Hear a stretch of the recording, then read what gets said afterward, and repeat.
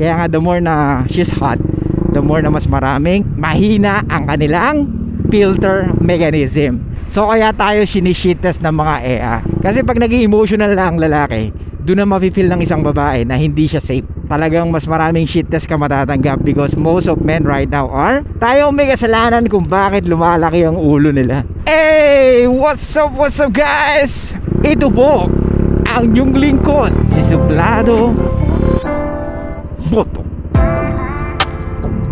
Okay, for today's vlog, let's talk about shit test. So many comments sa ating comment section. So paano daw ba natin malalaman kung ang EA sinishit test tayo, or paano natin ma-handle yung shit test ng mga EA? Gandang tanong to mga ropa. Ito yung I think karamihan, bumabagsak ang karamihang lalaki pagdating sa shit test. May mga babae na aware sa shit test, may mga babae na unaware of shit test. Unless talagang they are very attractive. Mananawa talaga sa approach yung mga yan. Umaga, tanghali, gabi, lagi may magdi-DM at magdi-DM sa kanila. Kaya nga, di ba? Iba yung grandiosity at laki ng ulo ng mga yan. Well, ganun talaga, kasalanan din naman natin mga lalaki. Tayo may kasalanan kung bakit lumalaki ang ulo nila. Dahil may mga lalaking uhaw at walang game, na ang alam niya lang is pag na-please ko tong babae na to, baka sakaling magustuhan ako. Hindi po, hindi kayo magugustuhan ng mga babaeng piniplease nyo. Ito-take advantage niya yun dahil nakita niya yung weakness mo. Parang si ano yan si Samson tsaka si Solomon sa Bible. Saan nasira?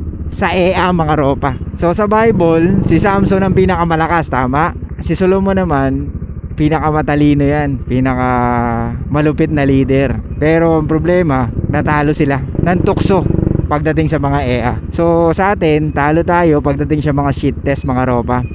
So by the way, ba't nga ba tayo sinishit test ng mga babae? Ba't nga ba may shit test lagi? At hindi mawawala yun kahit kailan. Kahit in a relationship ka na sa isang EA, may mga shit test pa rin na magaganap at mangyayari. Tandaan nyo, kaya nang shit test sa mga babae, unang-una, syempre interested sila sa atin. Alright? And pangalawa, tatlo yung tinitignan nila. Kung gaano ka confident sa sarili mo.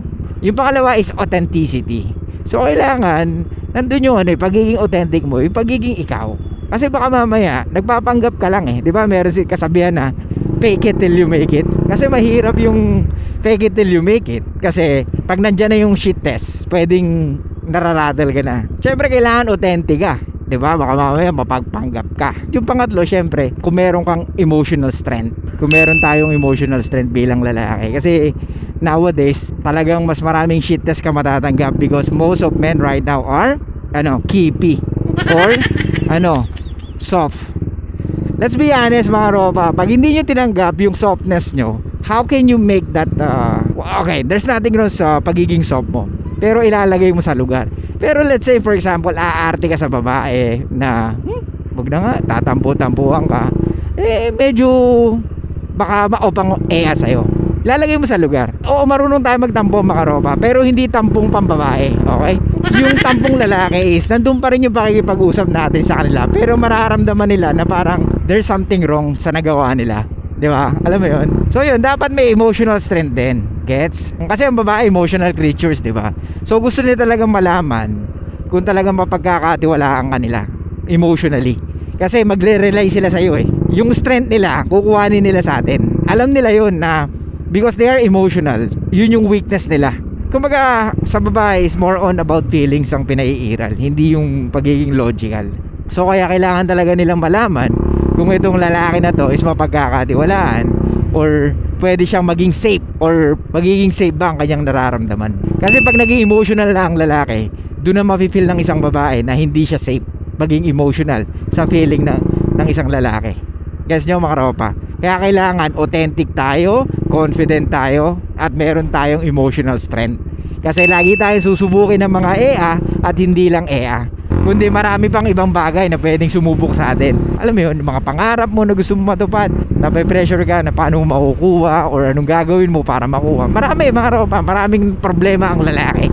So kaya nga, ako naniniwala ako kung lalaki ka ngayon, napakaswerte mo. Kasi iba yung strength ng lalaki pag natagpuan mo sa sarili mo. Kumbaga, pag maraming naglo-look up sa'yo na they need you, they want you, bilang lalaki, syempre, kailangan talagang secured. Yun yung syempre, ano ba hinahanap ng isang babae sa lalaki? So in one word, security. Di ba? So kaya kailangan, nandun lahat ng hinahanap niya. Di ba? Yung pagiging confident mo, yung authenticity mo, and at the same time, of course, dapat may emotional strength ka. Kasi pag wala yun, how can she feel secured? Gets? So kailangan talaga mapapil natin na secured sila so they can show their vulnerability. So kaya tayo sinishit test ng mga EA bago sila magsettle or masabi nila, okay, I like this guy, I want this guy, I don't wanna lose this guy. Kailangan mag-shit test sila. Dahil pag walang shit test, then there must be a problem. Ano yon? Mahina ang kanilang filter mechanism. So pwedeng pumatol siya kung kanino. Pwedeng magkaroon siya ng anak kung kanino. Dahil pag ang babae mahina pag-test ng lalaki or hindi nag-shit test or mahina ang kanyang filter mechanism, then pwedeng tumaas ang kanyang body count. Siguro marami na kayong kakilala na isang babae, maraming, alam mo yun, naging partner or meron siyang 5 anak pero iba-iba ang ama.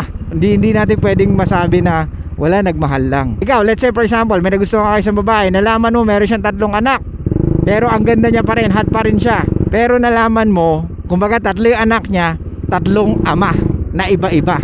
So, ano iniisipin mo? Pinilter ba nito maigi yung pagpatol niya sa isang lalaki or basta merong ganitong criteria, okay na sa kanya? So, dun mo makikita mga ropa. Kaya shit test is naman talaga. Given yan sa mga babae at dapat nila talaga matutunan yan at early age.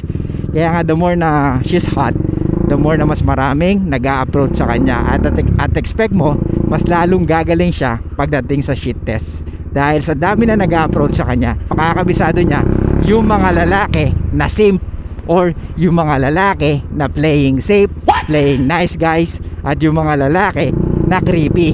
Okay?